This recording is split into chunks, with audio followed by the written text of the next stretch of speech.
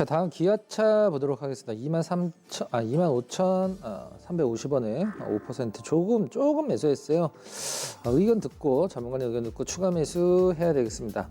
가격적으로는 상당히 메리트가 있지만, 제 개인적으로는 추가 매수는 사실, 저는 지금 뭔가 산다라고 하면 시장을 사야 된다라고 생각을 하는 사람이거든요. 나눠서 대신 한 번에는 안 사고. 이번 사태 때문에 판단하기가 굉장히 힘들긴 한데, 이번 사태 때문에 현대차, 기아차가 이번 사태 때문에 떨어진 것이냐, 아니면은 아니었어도 뭐 최소 떨어지는 않지만 올라가진 못했을 것이냐, 이거를 이제 판단을 해야 되는데, 제가 항상 저희 이토마토 방송 나와서 금요일 밤에 하는 프로그램이 있었죠. 그게 제가 거의 뭐 첫 출연이었었는데,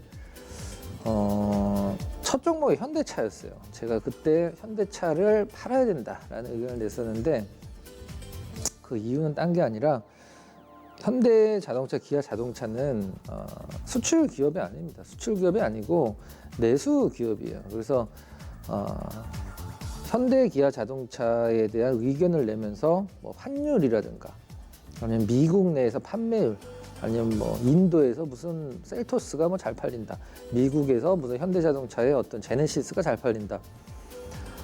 정말 죄송하지만 그런 의견들로 리포트를 쓰는 애널리스트들도 정말 제가 봤을 땐 무식하다고 생각을 하고 있고, 미국에서 조금 잘 팔리는 것 같고 현대자동차의 매수 이유로 삼는 사람들, 그 다음에 환율 때문에, 뭐 현대자동차 실적이 안 나오면 항상 꼬리를 다는 게, 환율이 꼬리를 달 때가 좀 많이 있죠.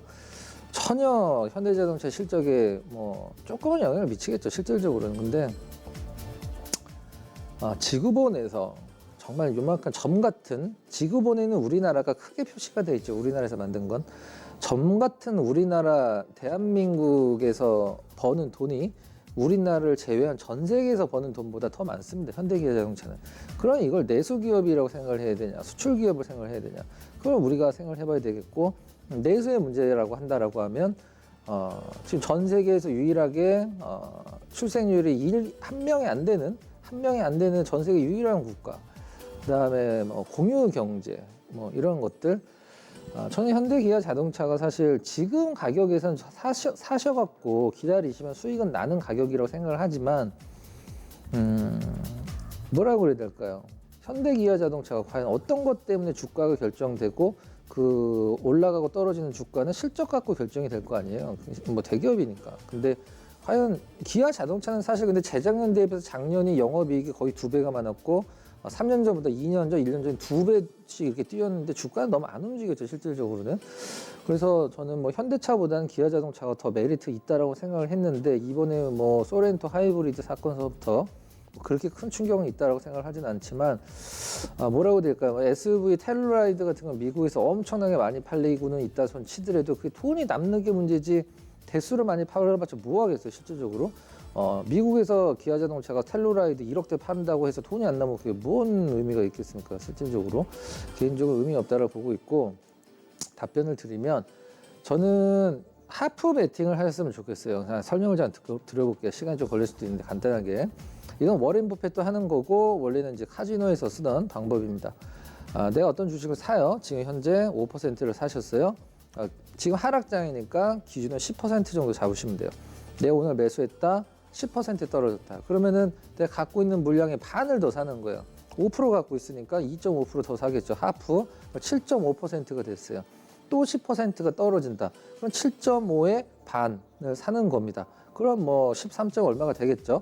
그런 식으로 갖고 있는 물량의 반씩, 요렇게 반씩 사는 거예요, 반씩. 그래서 내가 처음에 기아자동차를 이 하락 구간에서는, 기아자동차 내가 20% 사겠어. 그러면은 처음에 원래 살려던 물량은 10분의 1, 20% 살려고 했으면 2%.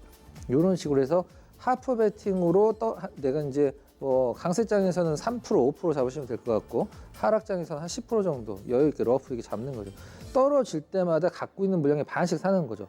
기준점을 10% 잡고. 그러면은 만약에 우리 SH 시주님께서 지금 만약에 뭐 내가 기아차 딱 사고 기다리겠다 그러면, 떨어졌다가 다시 올라가면은 뭐 25,000원 오면은 본전밖에 안 되잖아요. 근데 이 하프 베팅으로 어떤 내동 매매를 하시면 안 돼요. 욱하는 매매를 하시면 안 되고 딱 얼마 오면 내가 하프 더 들어간다. 하프로 더 들어간다. 그러면은 총 한 7, 8번까지 사실 수가 있거든요. 그러면은 떨어질 때마다 더 사야 되기 때문에 주식이 떨어지는 거를 걱정이 안 돼요. 더 떨어졌으면 좋겠어. 좋은 주식은 제발 좀 떨어져라. 더 좀 사게.